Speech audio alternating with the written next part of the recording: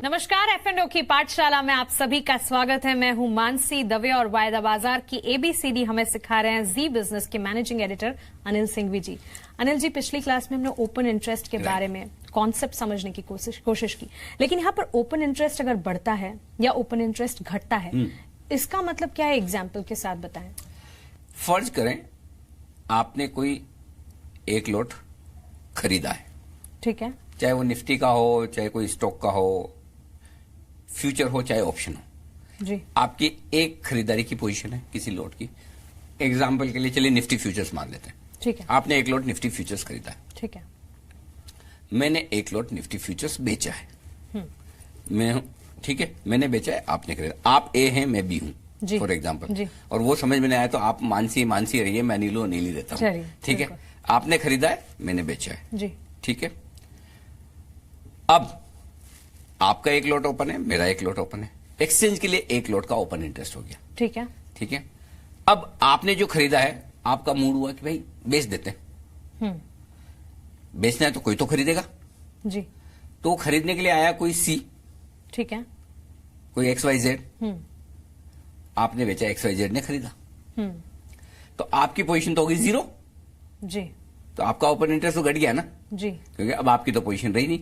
मेरी पोजीशन जो बेचने की थी वो तो खड़ी है, हाँ। तो फिर सामने किसी ने तो खरीदा होगा जी, वो है XYZ, तो एक लॉट वहां खड़ा हो गया, तो ये एक लॉट की पोजीशन यहां पर आपके लिए खड़ी हो गई। फिर भी पोजीशन एक ही लॉट की है, क्योंकि आपकी खत्म हो गई, XYZ की खड़ी हो गई, ठीक है ना। तो ये एक लॉट की पोजीशन एक लॉट खड़ी है। अब ओपन इंटरेस्ट बढ़ता कैसे वो समझा दूं। अब हम 3 जनों में से आपका पोजीशन तो 0 हो गया, हाँ। 2 का खड़ा है, अनिल सिंघवी और XYZ का। अब समझिए कोई डी और कोई ई, 2 लोग और आते हैं और 2 आपस में ट्रेड करते हैं, तो एक लॉट का पोजीशन और खड़ा हो गया। अब ओपन इंटरेस्ट 1 से बढ़कर 2 हो गया।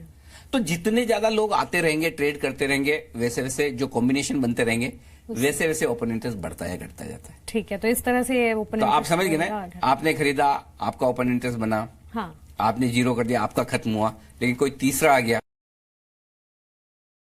हम आपस में ट्रेड रिवर्स कर देते, हाँ। तो ओपन इंटरेस्ट 0 हो जाता, बट आमतौर पर ऐसा होता नहीं है जी। ये कहने के लिए ठीक है, लेकिन ट्रेड्स जो होते हैं वो तो लाखों लोगों के बीच में होते हैं, हाँ। तो इस तरह से ये कैलकुलेट किया जाता है। अच्छा, लेकिन एक्सपायरी से पहले ओपन इंटरेस्ट देखना चाहिए क्या? क्यों? हर वक्त देखना चाहिए, हाँ। आप तो हर वक्त ही देखते हैं। अगर F&O में आप ट्रेड करें तो ओपन इंटरेस्ट देखना आपके लिए हर वक्त जरूरी है, खास तौर से ओपन इंटरेस्ट में हो रहा बदलाव, ठीक है। क्योंकि ओपन इंटरेस्ट में जो बदलाव होता है उसको आप प्राइस के साथ, वॉल्यूम के साथ जब मिलाकर देखते हैं ना, तो आपको बहुत सारी कहानियां सुना देता है कि बाजार में हो क्या रहा है। अच्छा, अल्टीमेटली आप कोई भी डेटा किस लिए देखती हैं कि आपको ये पता चले कि बाजार में आगे क्या होने वाला है, या मैंने खरीदा इंडेक्स या स्टॉक, हाँ, रिएक्ट, मतलब फ्यूचर प्रेडिक्ट करना है ना जी।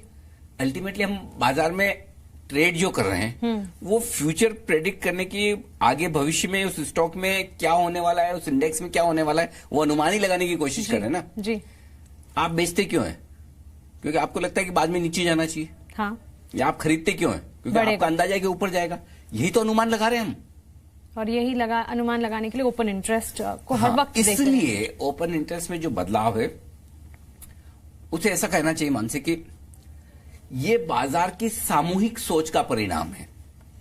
अच्छा, मतलब आपकी सोच अलग हो सकती है, मेरी अलग हो सकती है, किसी और की कुछ और हो सकती है, लेकिन जब बाजार में ढेर सारे लोग किस डायरेक्शन में सोच रहे हैं, इसका अंदाजा ओपन इंटरेस्ट में बदलाव से लगता है। अच्छा। समझिए कोई स्टॉक है HDFC लिमिटेड, HDFC लिमिटेड के ओपन इंटरेस्ट में 3 ही चीजें हो सकती है, या तो बढ़ सकता है, या घट सकता है, या कोई बदलाव ना हो, क्योंकि वॉल्यूम तो होता रहता है, और पिछली बार हमने बताया था वॉल्यूम हमेशा ओपन इंटरेस्ट से ज्यादा होगा। तो ओपन इंटरेस्ट बढ़ रहा है, इसका मतलब क्या? ट्रेडर्स का इंटरेस्ट बढ़ रहा है, वो पोजीशन बना रहे हैं, नई पोजीशन बना रहे हैं। वो तेजी की मंदी की, वो उसमें हम बाद में जाएंगे कि ओपन इंटरेस्ट में किस तरह की पोजीशन बन रही है, वो कैसे अंदाजा लगाया जाए, वो हम आगे के एपिसोड में बता देंगे। लेकिन ओपन इंटरेस्ट बढ़ रहा है, इसका मतलब ट्रेडर्स का इंटरेस्ट बढ़ रहा है। ओपन इंटरेस्ट घट रहा है, इसका मतलब है कि जिन लोगों की पहले से पोजीशन है उनका रुझान कम हो रहा है, वो अपनी पोजीशन खत्म कर रहे हैं, नई पोजीशन नहीं बना रहे हैं, ठीक है। और ओपन इंटरेस्ट में कोई बदलाव नहीं, इसका मतलब स्टॉक में सुस्ती है, कुछ हो नहीं रहा, मूवमेंट ज्यादा नहीं हो, कुछ हो नहीं रहा, ठीक है, तो लोग वेट एंड वॉच वाले मूड में। ठीक है, तो इसलिए ओपन इंटरेस्ट को एक्सपायरी से पहले ही नहीं, हर वक्त देखना चाहिए। एक्सपायरी के वक्त उसकी इंपॉर्टेंस थोड़ी बढ़ जाती है। हाँ, वही मैं पूछने वाली थी कि एक्सपायरी से पहले क्या ओपन इंटरेस्ट या मतलब शेयर जो रिएक्ट करेगा उसमें कोई ज्यादा हलचल होती है? हाँ, उसका रीजन है। एक्सपायरी के वक्त क्या होता है, या तो आप अपनी पोजीशन खत्म कर लेंगे या अगली सीरीज में रोल ओवर करेंगे, है ना। इस सीरीज की पोजीशन खत्म करेंगे, अगली सीरीज में लेके जाएंगे जी। तो आपके पास दो तरीके हैं। सपोज आपकी इस सीरीज में तेजी की पोजीशन है और आपको लगता है ये पोजीशन मुझे अगली सीरीज में भी कंटिन्यू करनी है जी, चाहे या तो आपको प्रॉफिट हो रहा है और आपको उम्मीद हो कि मुझे और ज्यादा प्रॉफिट होगा तो मैं अगली सीरीज में कंटिन्यू करना चाहता हूं, या आपको लॉस हो रहा है और आप सोचते नहीं मुझे लॉस बुक नहीं करना, अगली सीरीज में मुझे प्रॉफिट हो जाएगा, पोजीशन को रोल ओवर कर लेता हूं जी। दो ही केस हैं। हाँ। तब आप क्या करेंगे, आपकी इस सीरीज की खरीदारी की पोजीशन तो इस सीरीज में आप बेचेंगी और अगली सीरीज में खरीदारी कर लेंगी। हाँ। पोजीशन रोल ओवर हो गई जी। अब जो आमतौर पर जो ट्रेडर हैं वो यही सोचते हैं कि भाई इस सीरीज की खत्म करो, अगली सीरीज की तुरंत ले लो और उसके बीच में जो थोड़ी बहुत प्रीमियम वगैरह देनी होती है वो भर दी, आपने कॉस्ट आ गई एक तरह से अगली सीरीज में जाने की। लेकिन बहुत सारे स्मार्ट लोग होते हैं, बड़ी एफआईज, बड़े फंड, बड़े ट्रेडर्स, है ना। हाँ। उनके रोज का काम है, समझदार हैं, बड़ी पोजीशंस होती है, लाखों शेयरों की होती है। हाँ। वो ऐसे नहीं करते, वो बड़ा दिमाग लगाते हैं। कई बार वो क्या करते हैं, जैसे इस सीरीज की पोजीशन है, तेजी की पोजीशन है, उन्हें इस सीरीज में खत्म करके अगली सीरीज की तेजी की पोजीशन बनानी है।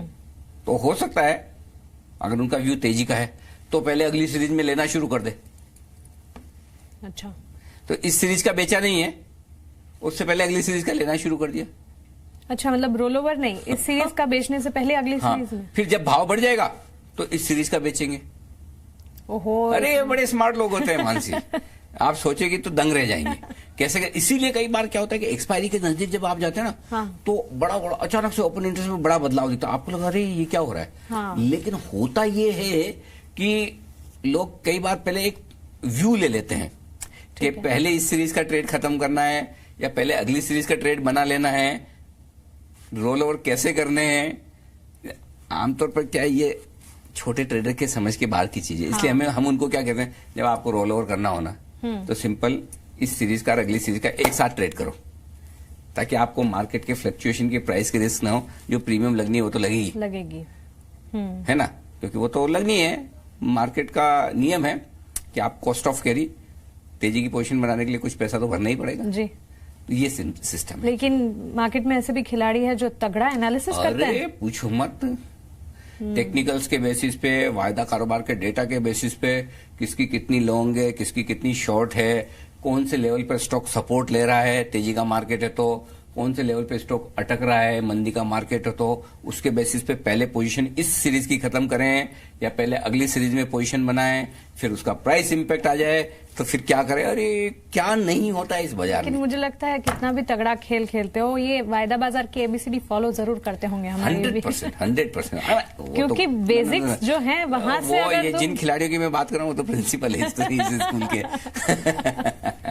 चलिए, तो आगे चलकर हम कुछ स्ट्रेटजीज, कुछ कैटेगरीज के बारे में समझेंगे। ओपन इंटरेस्ट की ही पाठशाला आगे भी चलती रहेगी, आप बने रहे हमारे साथ। नमस्कार।